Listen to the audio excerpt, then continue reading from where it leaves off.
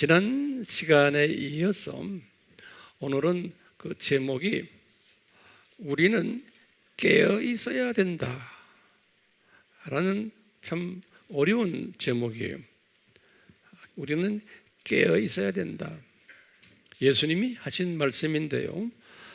특히 이제 예수님이 어떤 사람들에게 이 말씀하셨냐면 예수님이 재림 전에 살고 있는 기독교인들에게 하신 말씀이에요. 마태복음 24장 42절에 그러시면서 그 말씀을 딱 끝내시고는 예수님이 들림받는 사람들이 어떤 사람이 들림받을 것인가라는 비유를 쫙 들으셨어요. 이 말씀하시고는 이 말은 그렇기 때문에 우리에게 지금 말씀하시는 이 말씀이에요. 그리고는 이 말씀대로 순종하는 사람은 모든 기독교인은 아니지만 소수가 들림받는다는 거예요. 그래서 이제 이 들림받는 비유를 7가지 비유로 감람산 설교했어요. 마태복음 24장, 25장에서 했어요. 그래서 제가 지금 이 말씀 드리는 목적은 주님이 우리가 눈을 뜨고 있을 때 제가 믿기로는 분명 주님이 오실 것 같아요.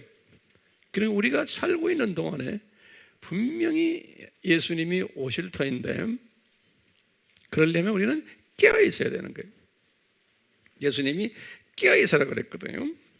그렇기 때문에 우리가 지금 이 시대가 어떤 시대인가를 잠깐 한번 우리가 섭렵해 볼 필요가 있어요.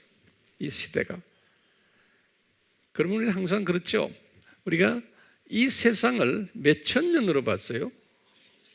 이 세상을 7,000년으로 봤죠.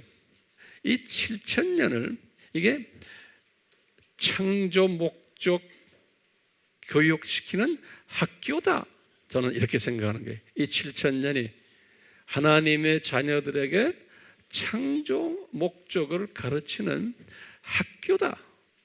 이 7,000년이 이런 개념으로 보는 이 7,000년이 우리가 지금 공부하러 내려온 거예요. 창조 목적을.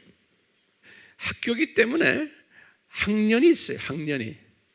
학교가. 저 보니까 1,000년씩 잘라가지고 학년이 있어요. 1,000년씩. 그러면 우리가 1,000년씩이면 아담 타락에서 노아까지가 1,000년이에요.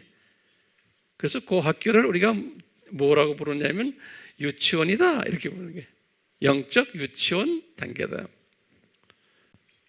그 다음에 노아에서부터 누구까지? 아브라함까지가 또 1,000년이죠. 그렇죠? 그것을 영적 초등학교다라고 보는 거예요. 영적 초등학교다. 그러면 아브라함에서 다윗까지가 또 1,000년이에요. 그거를 영적 중등학교다. 그 다음에 다윗에서 예수님까지가 영적 고등학교다. 이렇게 이제 보는. 자, 그리고는 이제 예수님부터 시작해서 동서교회가 분리되는 청년이 그것을 영적 2년제 대학교다. 그런 게 초급 대학이다. 2년제 대학교. 그리고는 동서교회 분립부터 지금 예수님의 재림까지 1,000년을 요거 영적 4년제 대학이다. 이렇게 보고요. 그리고는 이제 재림부터 1,000년 왕국을 영적 대학원이다. 이제 이렇게 이제 분리를 해보는 거예요. 그래서 이 7,000년이 창조 목적 학교다. 이렇게 보는 거예요. 그러면 우리는 지금 어느 시대에 지금 살고 있는가? 우리는 지금 이 영적 4년제 대학교의 마지막 때에 살고 있는 거예요. 영적 4년제 대학교의 졸업반이에요. 졸업반. 그래서 졸업반 시대다. 조금 있으면 이제 4년제 대학을 끝내요. 그러면서 이제 대학원으로 들어갑니다. 천년왕국. 그것을 또 말세지중 말세반이다 그랬어요. 왜냐하면 예수님께서 교회 시대 2000년을 말세라고 그랬어요. end time, 말세를 예수님의 초림부터 재림 그 2000년을 말세다 그래서 말세. 그런데 우리는 지금 요 말세 중에서도 제일 끝에 말세에 살고 있는 거예요. 그러니까 말세지 중에 말세 우리가 살고 있는 거예요. 그래서 이제 오늘날을 이제 우리가 말세 중 말세 시대에 살고 있다 이렇게 보고요. 또는 다른 말로 표현하면 뭐라 그랬어요? 대학교 졸업반에 살고 있다. 또는 뭐라고 말하냐면 재림 직전 반이다. 그러니까 예수님의 재림 오기 직전에 있는 그 반. 그것을 또 우리 지난 시간에 뭐라고 그랬냐면 산고. 우리가 아기 낳을 때 아파하는 거예요. 상고반이다. 예수님이 말씀하시기를 내가 재림하기 전에는 상고들이 일어날 거라는 거예요. 이 아픔이 상고들이. 그래서 상고반이다. 제가 이름을 그렇게 4가지로 지었어요. 한번 우리 다시 복습해봐요. 4가지가 뭔지? 대학교 졸업 말기반이다. 또 말세지중 말세반이다. 또는 재림 직전 반이다. 그 다음에 산고반이다. 이렇게 이제 오늘날을 한번 이 학교 시스템으로서 본 거예요. 자, 이런 반에 살고 있는데 2000년 전에 예수님이 요런 반에 있는 사람들을 향해서 예수님이 예언했어요. 2000년 전에 예수님이 내가 재림 오기 직전에 무슨 일들이 일어날 것을 예언을 해줬어요. 그러니까 과거 2000년 동안의 기독교인들은 몰라도 돼요. 그런데 지금 사는 기독교인들은 알아야 되는 거예요. 과거 2000년 동안의 기독교인들은 이 예언을 몰라도 되는데 우리는 알아야 되는 거예요. 왜냐하면 이 시대에 사는 사람들에게 예수님이 예언을 하신 거예요. 예언을 예수님이 예언을 하신 거예요. 지금 요 마태복음 24장 여기 나오는 감람산 설교는요. 그런데 구약에서 보면 또 여기와 관계되는 예언들을 선지자들을 통해서 이야기를 했어요. 선지자들 통해서 또 이런 이야기들, 많은 선지자들 통해서. 그러니까 예수님도 이야기하시고 또 선지자들도 이야기하시고 요 오늘날 징조에 대해서요. 그래서요. 아모스 3장 7절에 보면은 굉장히 중요한 말씀이 거기에 숨겨져 있어요. 아모스 3장 7절에. 아모스는 주전 700년 사람이에요. 주전 700년 사람인데 아모스 3장 7절에 이런 말씀을 했어요. 이 주 하나님은, 주 하나님이라는 것은 예수님이에요. 주 하나님 하는 건 구약이에요. 주 하나님은 선지자들인 그의 종들에게 그의 비밀을 나타내지 않고서는 아무것도 행치 않는다 그랬어요. 이 말은 무슨 말이냐면 예수님이 꼭 선지자들에게, 선지자들을 통해서 예언한다는 거예요. 어떤 일이 일어날 것을.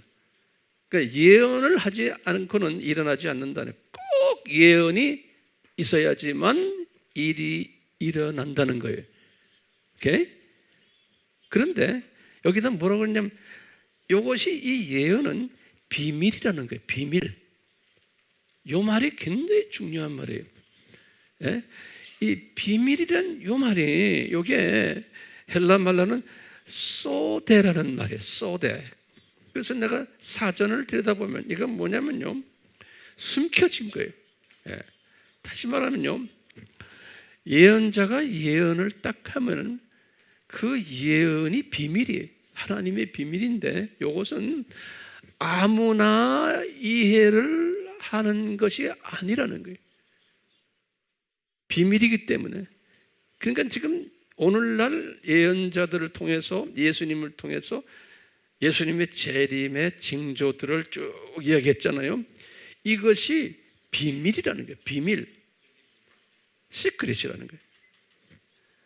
이것이 소대라는 거예요. 그렇기 때문에 이것은 모든 하나님의 자녀들이 이것을 소화를 하지 못한다는 거예요. 특별한 사람들만 소화할 수 있다는 거예요. 이 예언의 말씀은 우리가 아모스서 3장 7절 요거를 꼭 외워두셔야 돼요. 아모스 3장 7절에 비밀 지금 이야기하는데 비밀의 특징이 있어요. 몇 가지가 있는데 그걸 노트에 적으세요. 비밀의 특징들이 있어요. 비밀의 특징들. 첫 번째, 비밀이라는 것은 숨겨진 것이에요. 첫 번째 비밀은 숨겨진 거예요. 두 번째로 비밀이라고 말하는 것은 아무도 알 수가 없는 거예요. 비밀이라는 것은요. 처음에 숨겨진 것이고 두 번째는 아무도 알 수 없는 거예요. 세 번째는요, 크리스찬 중에서 소수의 은혜 받은 자만 알 수 있는 거예요. 그래서 예수님이 마태복음 13장 16절에 이런 말씀하셨어요.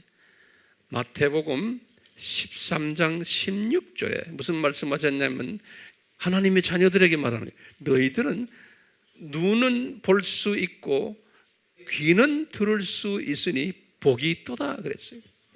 예. 그러니까 아무나가 아닌 거예요. 특별한 소수의 기독교인들에게 여기 지금 마태복음 13장 16절에 그 다음에 네 번째 특징은 크리스찬들의 다수와 비크리스찬들의 다수는 다는 이 비밀을 모른다는 거예요. 예수님이 이 재림에 관한 여러 가지의 비밀을 말한 건 모른다는 거예요. 비기독교인들만이 아니고 기독교인들 중에서도 다수는 모른다는 거예요. 이게 네 번째. 다섯 번째의 특징은요, 이 다수는 이 비밀이 숨겨져 있는지도 모른다는 거예요. 무지한 거예요. 기독교인 다수, 비기독교인 다수, 이 비밀이 숨겨져 있다는 것 자체도 모른다는 거예요. 우리 마태복음 13장 13절에는 뭐라고 그랬냐면요, 이 다수는 보아도 보지 못하고 들어도 듣지 못하며 깨닫지도 못한다 그랬어요. 보아도 보지 못하고 들어도 듣지 못하며 깨닫지도 못한다. 마태복음 13장 13절에. 그렇기 때문에 여섯 번째로 이분들은, 이 다수들은 관심이 없는 거예요.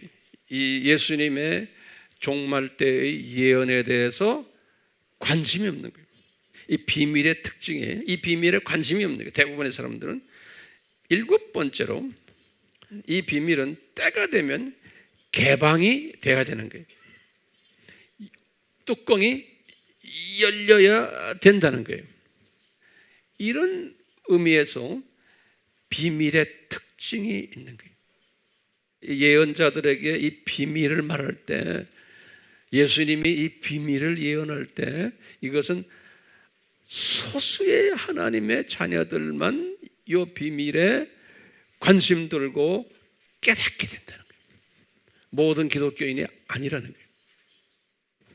왜냐하면 이 사람들이 들림받는 사람들이기 때문에, 이 사람들이, 우리 목회자들은 이 원칙을 알아야 돼요. 이 원칙을. 그건 대부분의 교인들은 관심이 없다는 것을 아셔야 돼요. 그러니까 이 관심 있는 사람들에게 집중을 하셔야 돼요. 자, 그러면 우리가 구체적으로요, 예수님의 재림 전에 네 종류의 산고가 있다고 예수님이 예언하셨어요. 산고인데 아픔이에요. 이 산고라는 건 뭐예요? 반가운 소식이 나오기 전에 겪는 고통이, 반가운 소식이 나오기 전에 겪는 고통을 산고라고 하는 거예요. 그래서 예수님께서 감람산 설교에서 마태복음 24장, 25장 거기에서 네 가지 종류의 산고가 있을 것을 우리에게 비밀로 가르쳐줬어요. 첫 번째가 뭐냐면 자연 현상적 산고들이에요. 다시 말하면 자연 현상들이 막 이상하게 나타나는 거예요. 자연 현상적 산고들이. 두 번째 산고는 예수님이 말씀하시기를 정치적, 군사적 산고들이 일어날 거예요. 정치적, 군사적 산고들이 일어날 것을 예언하셨어요.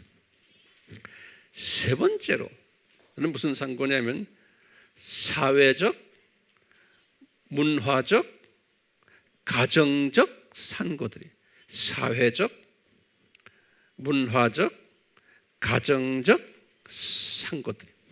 네 번째는 종교적, 복음적, 선교적 산고들이, 종교적, 복음적, 선교적 산고들이. 그러면 예수님이 구체적으로 하신 말씀 우리가 하나하나 보겠어요. 자, 첫째, 자연현상적 산고들을 예수님이 말씀하신 걸 잠깐 보면요, 예수님이 뭐라고 그랬냐면 기근이 일어날 거라는 거예요. 그 다음에 전염병들이 일어날 거예요. 전염병들. 지진이 일어날 거라는 거예요. 그 다음에 자연이 파괴될 거라는 거예요. 기후 변화가 일어날 것이고, 이런 모든 일들이 일어날 것을 예수님이 말씀하신 거예요.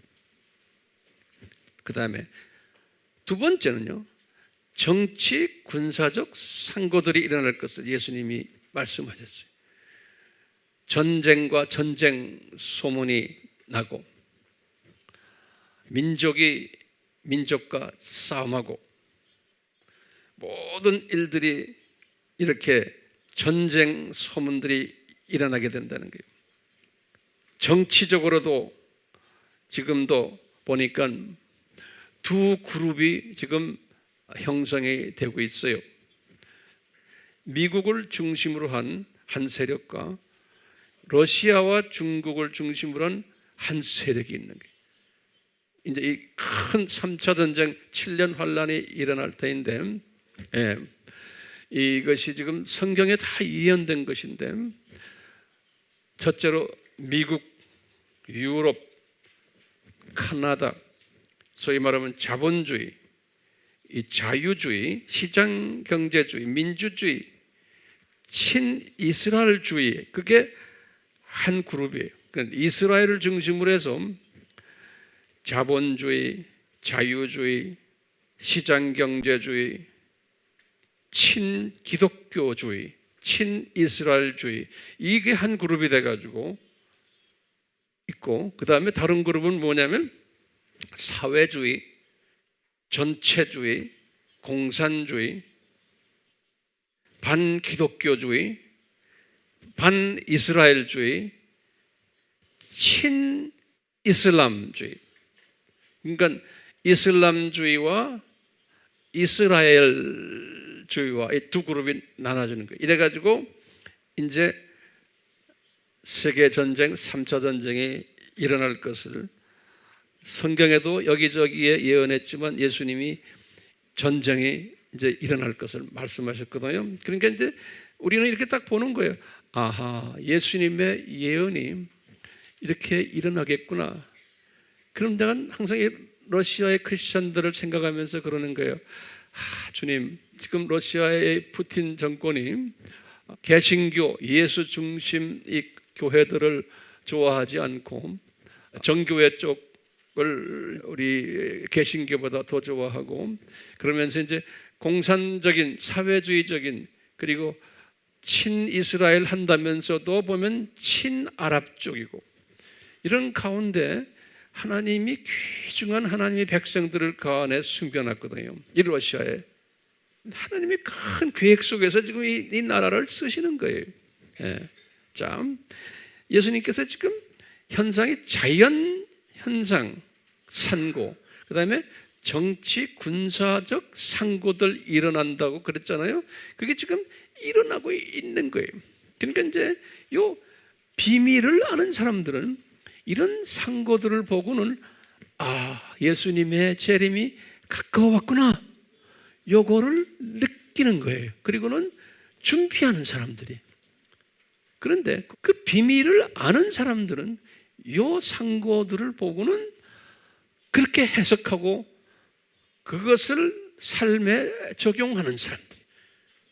그런데 그런 사람들은 소수라는 거예요. 같은 기독교인이지만.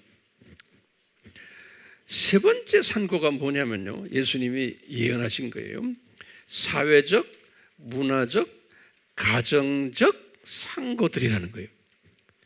그러면서 사회적으로는 보면은 불법이 심하고 범죄가 증가되고 사람들이 사납고 서로 미워하고 배반하고 가짜가 많고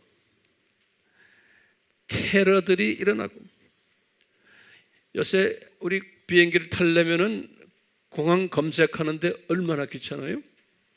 그런 일들이 요 근래 와서 있었잖아요. 그게 30년, 40년 전에는 없었어요. 이제 이런 일들이 사회적으로 일어나고 있고요. 가정적으로도 보면은 가정이 파괴되고 이혼이 급증하고 자녀들이 부모에게 순종하지 않고 하는 이런 일들이 지금 일어나고 있는 거예요. 문화적으로도 퇴폐 문화가, 호모섹스들, 폭력이 많고, 뭐 말할 것도 이 사회가 다 썩었어요. 그것이 전 세계가 다 똑같아요. 여러분들 미국이라고 괜찮은 줄 아세요? 아니에요. 카나다, 호주요, 거기 가도 문제가 엄청나게 많아요. 우리 한국도 마찬가지예요. 러시아 마찬가지예요. 이것을 고치려고 해도 고칠 수 있어요? 못 고쳐요. 왜 못 고쳐요? 이것은 하나님이 이렇게 될 것을 디자인하신 거예요. 산고가 있을 것을요. 이 산고가 있어야지만 굿뉴스, 복된 소식인 예수님이 오신다는 거예요. 우리가 아기를 낳으려면 엄청난 산고가 있어야지만 아기가 나오는 거예요. 그렇기 때문에 이 산고는 반드시 있어야 된다는 거예요. 지진도 많이 일어나야 되고, 전염병도 심하게 일어나야 되고, 기근도 많이 일어나야 되고, 정치적, 군사적으로도 문제가 많아야 되고, 그 다음에 지금 사회적으로도, 문화적으로도, 가정적으로도 문제가 많아야 된다는 거예요. 그런데요, 이런 문제들이 지금 많으니까 예수 안 믿는 사람들이요, 대부분의 예수 안 믿는 사람들이 지금 이 문제 속에서 살고 있잖아요. 이 사람들은 이 문제를 해결하려고요, 여러 가지의 일들을 하고 있어요. 예수님의 재림과 관계없이 유엔을 만들어 가지고 유엔 보건기구도 만들고, 뭐 의사들도 더 좋은 약을 만들도록 하고, 또 여러 가지 사회 변혁을 위해서 정부들이 노력하고, 그래서 이 세상 천국을 만들려고 하는 이런 상황 속에서 이 일들을 많이 해요. 예수 안 믿는 사람들이. 착한 사람들이죠. 그런데 그 사람들은 좋은 사람들인데, 왜? 사회를 좋게 만들려고 노력하는 사람들인데, 근데 이분들은 이게 예수님이 디자인이구나 하는 것은 알아요? 몰라요? 예수님의 디자인이라는 것은 모르는 거예요. 그러니까 아무리 유엔을 통해서 선한 일을 많이 해도 점점점 사회는 더 나빠지는 거예요. 지진도 막을 길이 없고, 기근도 막을 길이 없고, 전쟁도 막을 길이 없는 거예요. 아무리 노력을 해도 안 되는 거예요. 그런데 그분들은 그렇게 해서 될 줄 알고서는 열심히 하는 거예요. 그러니까 우리는요, 이 비밀을 아는 사람들은 열심히 하는 걸 보고는, 주여, 열심히 하다가 저 안에 포기하고 예수님께 오는 사람 있게 해주십시오. 열심히 하는 사람들을 블레싱해 주면서 저것 깨닫고는 복음을 받는 사람들 있게 해주십시오라고 기도하는 거예요. 저게 아닌데, 저걸로 안 되는데 우리는 안 되는 걸 알고 있기 때문에 그래요. 왜요? 이것은 예수님의 디자인인 거예요. 그런데 기독교인들 중에서도 내 생각에는 70, 80%의 기독교인들은 이런 산고들이 있는 것을 예수님의 재림과 연결을 못하는 거예요. 기독교인들 중에서도요, 이 산고들을 예수님의 재림과 연결을 못하고는 이분들도 어떻게 하냐면, 어떻게든지 우리는 유엔과 같이 일하고 또 사회사업하는 사람과 같이 일하고 이런 사람들과 같이 일해가지고 이 사회를 우리가 변화시켜야 되겠다라고, 변화시켜야 되겠다고. 기독교인들도 대부분이, 소위 진보주의 기독교인들은요, 이 사회를 우리가 노력해서 변화해야 된다, 우리 책임이다. 근데 그분들은 이것이 예수님 재림 전에 꼭 있어야 하는 사건들임을 무관심한 거예요. 모르는 거예요. 성경 들고 다니는데도 그걸 보지를 못하는 거예요. 예. 그러니까 이걸 보고 있는 기독교인들을 이 사람들은 핍박을 해요. 너희들 왜 그렇게 좁은 마음을 가지고 좀 사회를 좀 변화시키고 우리가 잘 사는 사회로 만들어서 그렇게 할 생각은 안 하고 어떻게 그냥 예수님 오실 것만 생각하고 있느냐 이거예요. 그래서 거기에서 갈등이 있는 거예요. 그런데 갈등이 있어야만 되는 거예요. 왜요? 예수님이 이것은 비밀이기 때문에, 이 예언의 말씀은 비밀이기 때문에 소수만 이 예언의 말씀을 깨닫고 그것을 삶에 실천한다는 거예요. 소수만. 이 비밀이기 때문에. 그래서 네 번째 이거 산고는 이거죠. 종교적, 복음적, 선교적 산고들이 뭐냐? 이럴 때 예수 그리스도만이 구세주고 예수 안 믿으면 구원이 없다라고 외치는 사람들을, 기독교만이 유일한 하나님의 종교라는 것을 외치는 자들을 핍박한다는 거예요. 예수님이 그렇게 했어요. 너희들이 핍박당할 거다, 미움당할 거다. 그리고는 이 예수 그리스도 외에도 딴 종교도 같이 구원이 있다라고 하는 사람들, 우리 종교 플러럴리즘, 그러죠? 다원주의. 이 사람들이 더 인기가 있고 이 사람들이 더 사람들에게 존경을 받고 이 사람들이 비기독교인들과 하나 돼가지고 큰 세력을 만들어서 예수님만 구원이 있다라고 하는 사람들을 핍박할 거라는 거예요. 예수님이 이렇게 예언하신 거예요. 자, 그렇다면은 여기 앉아있는 우리는 어떤 사람들이에요? 요 비밀을 소유한 자들이죠. 그렇죠. 아멘이죠. 아멘. 그러면요, 요 비밀을 소유한 자들은 특별한 세계관을 가져야 돼요. 이 비밀을 깨달은 사람은 우리는요, 우리 모두가요. 그러면 어떤 세계관을 가져야 되는가? 거기다 노트에다 적어. 우리는 어떤 세계관을 가져야 되는가? 그러면요, 첫 번째는요, 지금 이 세대가 오늘날이 이게 노아의 때와 소돔의 때구나, 이렇게 알고 있어야 되는 거예요. 예수님이 그랬거든요. 이 세대는 노아의 때와 소돔의 때라고 예수님이 말씀하셨어요. 이 때가. 그러니까 지금 우리가 살고 있는 이 세대가 노아의 때와 소돔의 때구나, 이것을 우리가 첫 번째 항상 인정해야 되는 거예요. 두 번째로 우리가 뭘 인정해야 되는군요. 이것이 산고의 아픔이 있는 때구나, 이것을 인정해야 되는 거예요. 산고의 아픔이 있는 때구나. 세 번째는요, 앞으로 이 산고가 더 심해지겠구나, 이것을 우리가 인정해야 되는 거예요. 앞으로 이 산고가 더 심해져. 애기 나오려면은 나오기 직전에는 고통도 더 강하고 간격도 더 빨라지고, 그렇죠?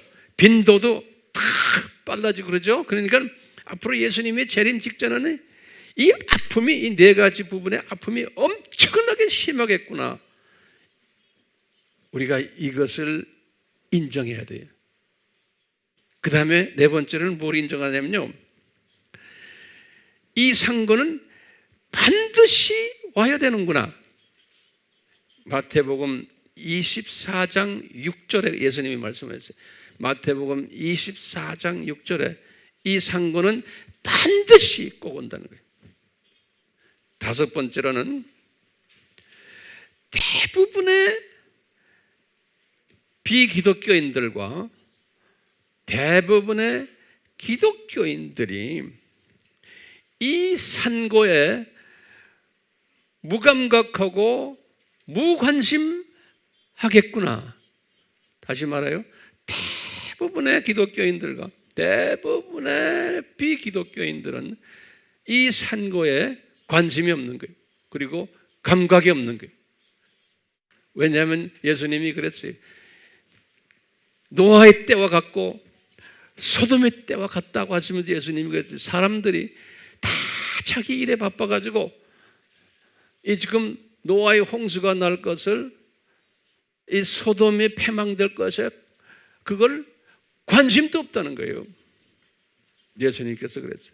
그러니까 예수님의 이 재림 전에 이 엄청난 일들이 일어날 것을, 예수님의 재림이 올 것을 관심도 없다는 거예요. 그리고는 소수만 여기에 관심을 둘 것이라는 거예요. 소수만. 그러면서 예수님이 우리 기독교인들에게 요 비밀을 깨달은 사람들에게 명령하는 게 있어요. 뭘 명령하시냐면 너희들 깨어있으라 그러는 거예요.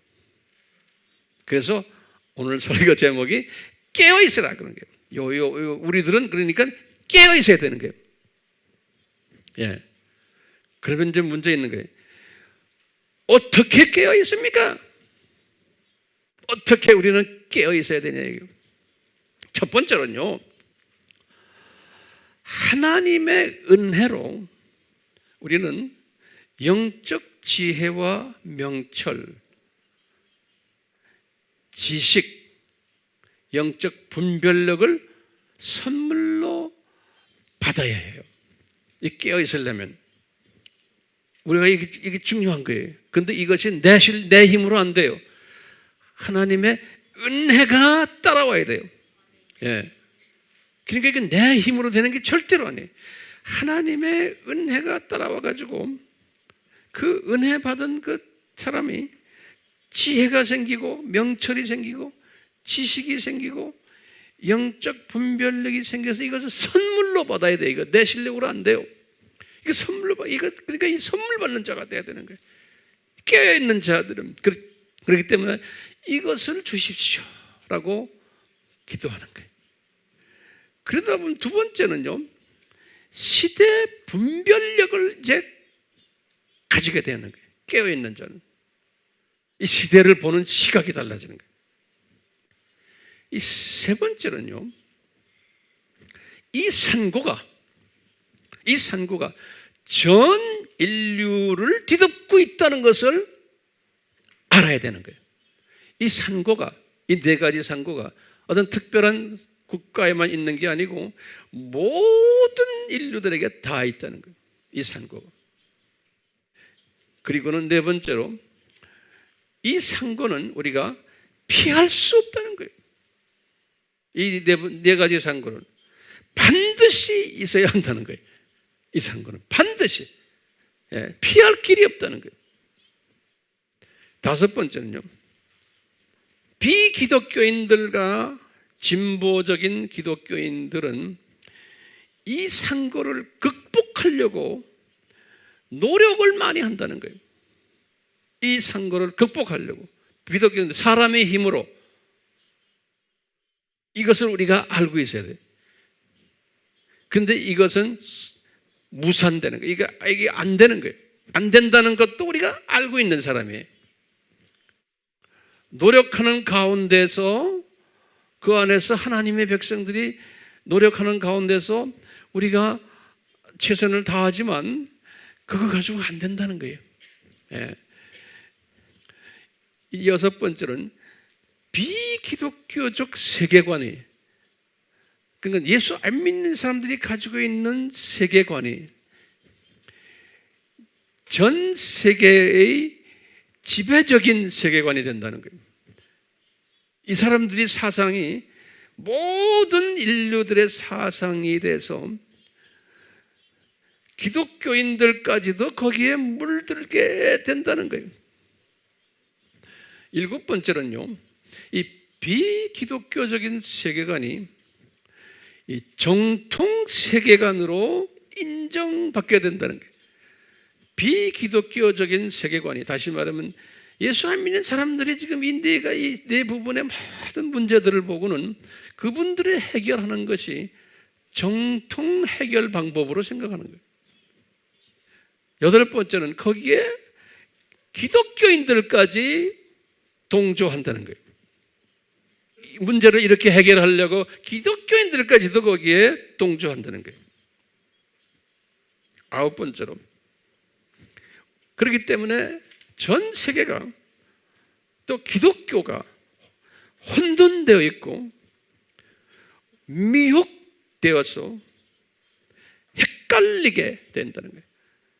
기독교 자체가, 이 교회 자체가, 전 세계 교회들이 이거를 해결하는 방법이 이런 식으로 하기 때문에 혼돈되고 미혹된다는 거예요.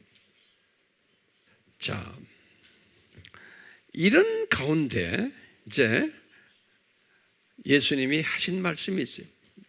누가복음 21장 14절에서 16절에, 누가복음 21장 14절에서 16절에 예수님이 하신 말씀이 있어요. 굉장히 중요한 말씀이에요.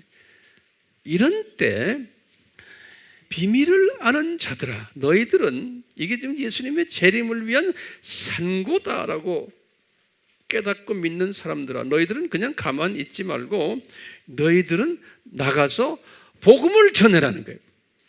나가서 복음을 전하는데 너희들 무슨 말을 할지 걱정하지 말아라는 거예요.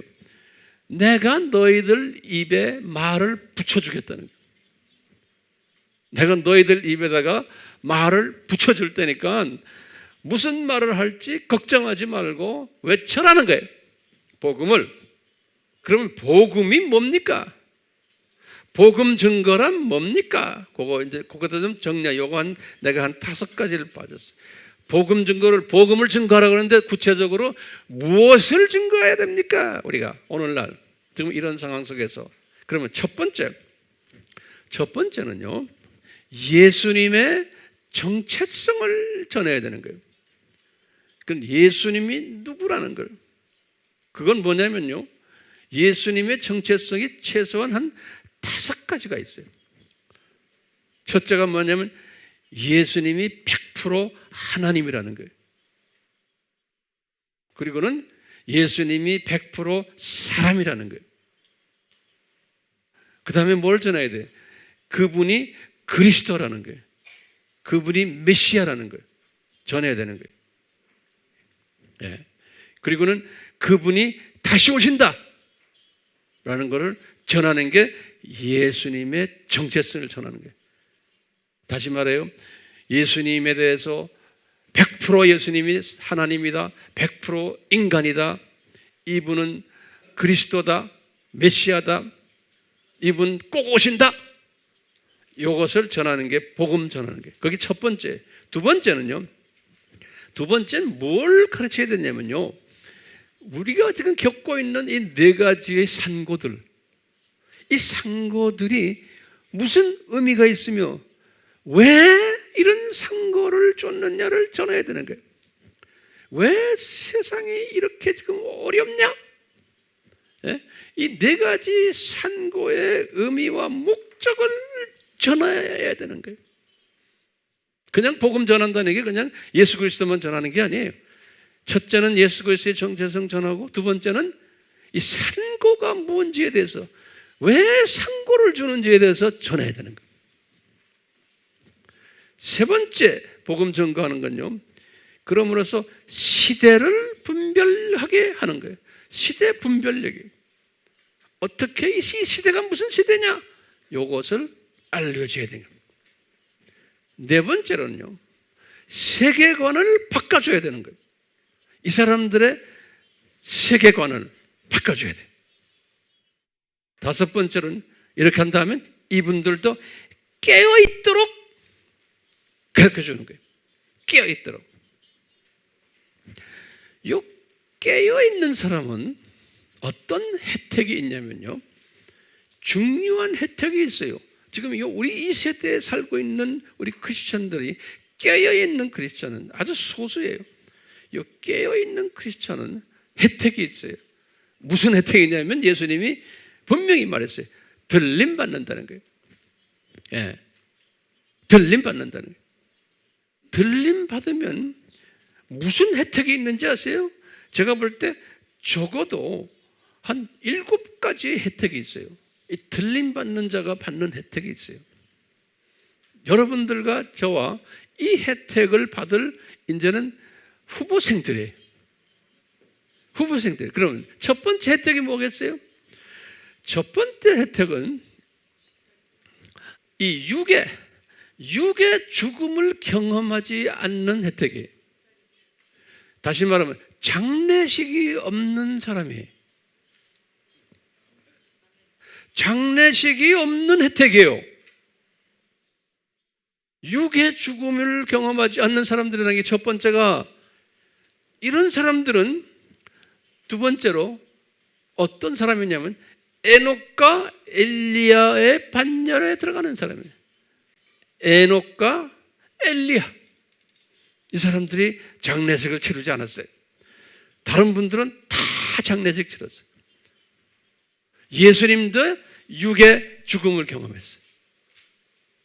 근데 들림 받으면은 하나님이 이런 혜택을 주겠다는 거예요, 우리한테. 첫 번째 혜택이 육의 죽음을 경험 안 하고, 두 번째는 에녹과 엘리야의 반열에 집어넣어주고, 세 번째는 7년 환란의 3차 전쟁 속에 들어가지 않는다는 거예요.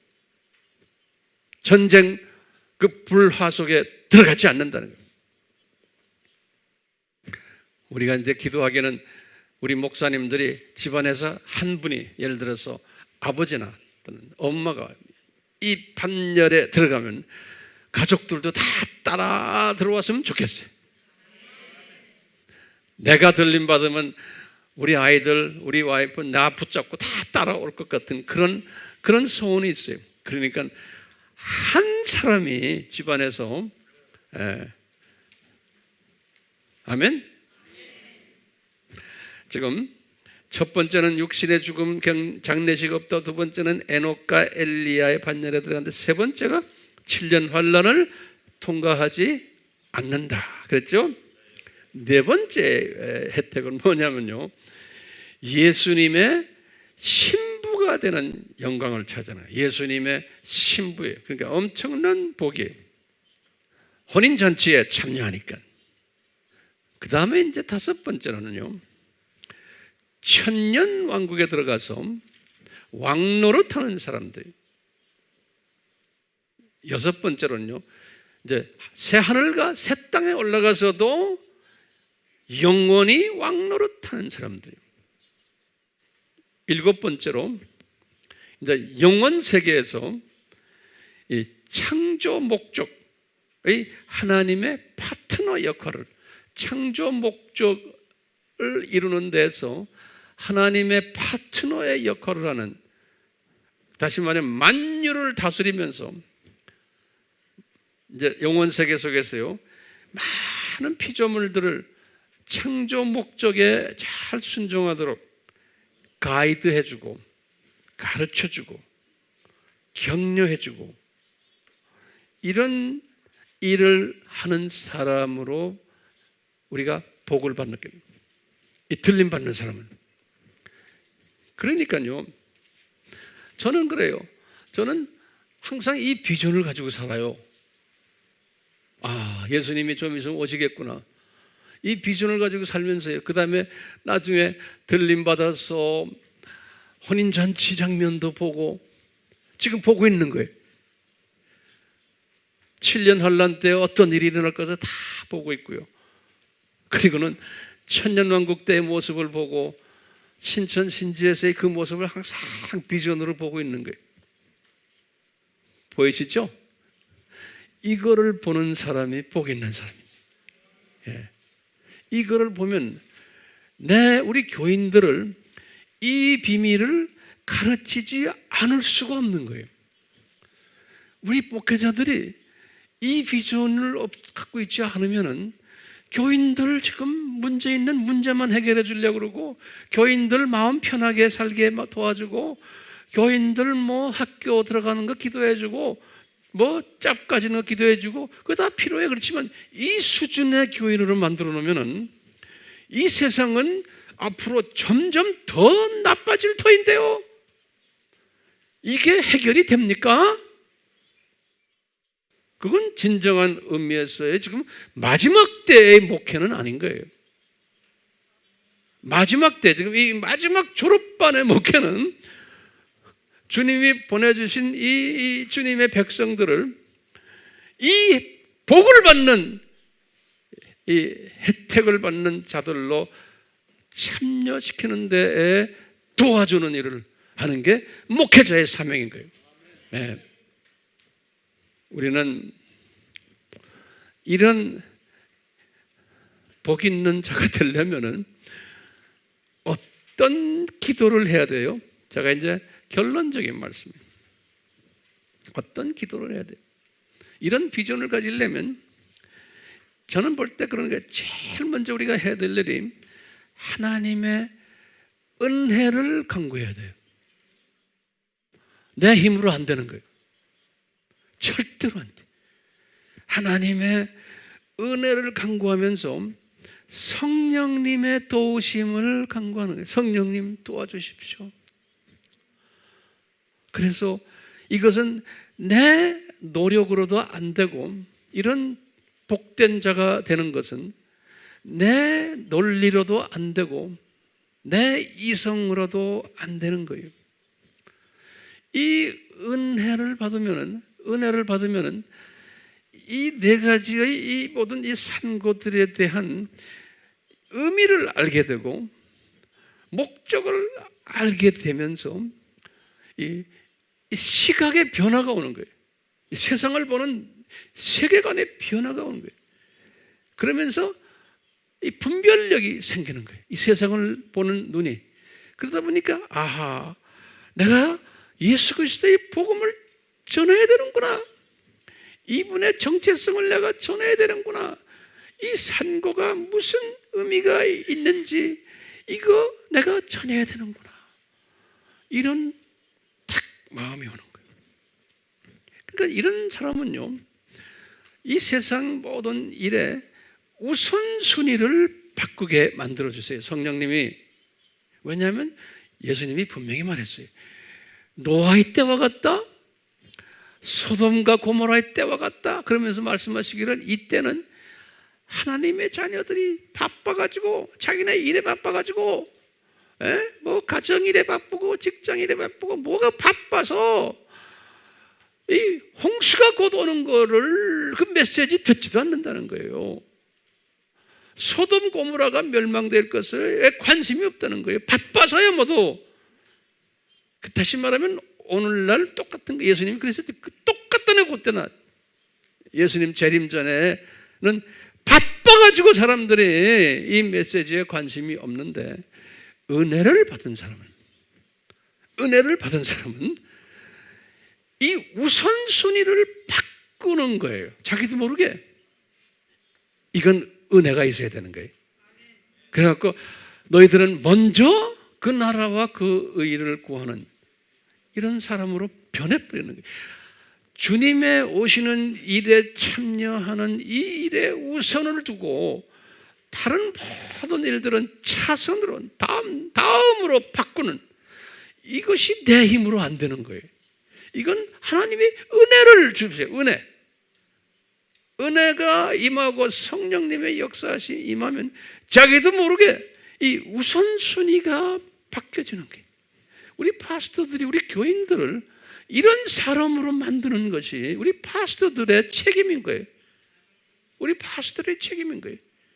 그래서 나중에 여러분들 교인들이 여러분 때문에 들림받아서 올라갔을 때 그분들이 파스터 스페시바 고맙습니다.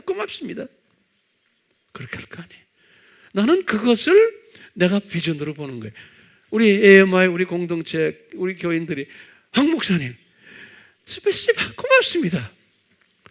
목사님 때문에 나 여기 올라와 있네요. 그러면 내가 뭐라고 돼? 아니야, 예수님 때문이지 왜 나 때문이냐? 나는 그렇게 대답하지만 속으로는 고마운 거예요.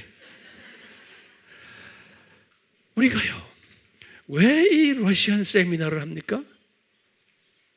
이 러시안 세미나를 하는 이유는요, 주님께서 사랑하시는 러시안 이 모든 목사님들을 주님이 선별해서 보내주시면은 이 시대를 분별하는 지혜 있는 목사님이 되도록 조금이라도 도와주는 일에 우리가 참여하고 싶어서 그런 거예요. 뭐 다 이제 들림받는 자격이 있지만 혹시나 내가 10마디를 했는데 9마디는 다 아는 소리들이에요. 근데 그 중에 한마디라도 내가 파스터 황한테 저거 배웠구나, 이런 사람이 된다면 그 하나라도 여러분들에게 도와주고 싶어서 성령님께서 여러분들을 이곳으로 불러 모으신 거예요. 그래서 이것은 파스터 황이 하는 게 아니에요. 나는 하는 게 이 입으로 주님이 주신 거를 뱉어내는 일밖에 안 해요. 저는요, 나는 뱉어내는 일밖에 안 해요. 나머지 분들이요, 공항에 가서 여러분들을 모셔오고 아파트 잠자리를 준비해서 다 여러분들 모시고 식당에서 밥을 만들어서 갖다 바치시고 뭐 여기 저기 여러분들 도와주는 분들 엄청나게 많죠. 이분들이 다 파스토르 황과 우리가 다 하나가 돼서 한 팀이 돼가지고 우리 여러분들이 들림받는 그 반열에 같이 들어가고 싶어서 그러는 거예요. 우리가 또 이렇게 함으로써 복음 전파하는 일에 참여했으니까 우리가 들림받고 싶어서 그러는 거예요. 고마워요. 저희들 들림받게 도와주셔서. 우리 같이 기도합시다. 하나님 아버지께서 특별히 사랑하시는 러시아, 정말 위대한 나라입니다. 큰 나라입니다. 역사적으로도 이 민족을 주님 멋있게 사용하셨습니다. 그런 가운데 공산혁명을 일으키게 하셔서 수없는 주님의 백성들이 희생을 당하고 핍박을 당하고 미움당했습니다. 그 아픔이 그들의 피가 땅에 떨어져 있는 복된 땅입니다. 우리 러시안들이 우리 고려인들 우리 민족을 또 그곳에 살도록 같이 허락하시고 그곳에서 우리 민족을 러시안들이 잘 돌보고 있습니다. 거기에 열매들이 또 여기에 앉아 있습니다. 여러 가지로 우리 민족도 스탈린에 의해서 고통을 많이 당했지만 또 그 후에는 많은 위로를 또 주님이 하게 하셨습니다. 주님, 이 러시안 이 큰 나라의 주님의 백성들이 주변에 러시아의 주변에 있는 러시안 언어를 하는 수없는 소수민족들을 주님의 재림을 향해서 외쳐야 되는 복음 추수꾼들로 만드셨습니다. 주님께서 이런 훌륭한 분들을 저희들이 섬길 수 있도록 은혜 주심에 감사드립니다. 주님, 저희들 오늘 이 험난한 시대, 이 산고가 넘쳐나는 시대에 주님이 주신 말씀 깨어있으라 한 그 말씀 잊지 않게 해주시고 우리가 깨어있는 데는 우리의 세계관을 바꾸게 하시고 이 모든 문제들을 하나님의 뜻 안에서 일어나는 것을 내가 인정하고 그 안에서 평강을 누리며 또 복음을 전하는 시대가 어떤 시대인 것을 전하는 그리스도의 정체성을 전하는 이러한 복된 자들 되도록 은혜 베풀어 주시옵소서. 예수님의 이름으로 기도드리옵나이다. 아멘. 지금 이 시간은 예수 그리스도의 무한하신 은혜와 하나님 아버지의 극진하신 사랑하신 그 사랑하심과 성령님의 끊임없이 가르쳐 주심과 보호해 주심과 깨닫게 하심과 순종케 하심이 우리 모두에게 항상 있기를 축원하옵나이다. 아멘.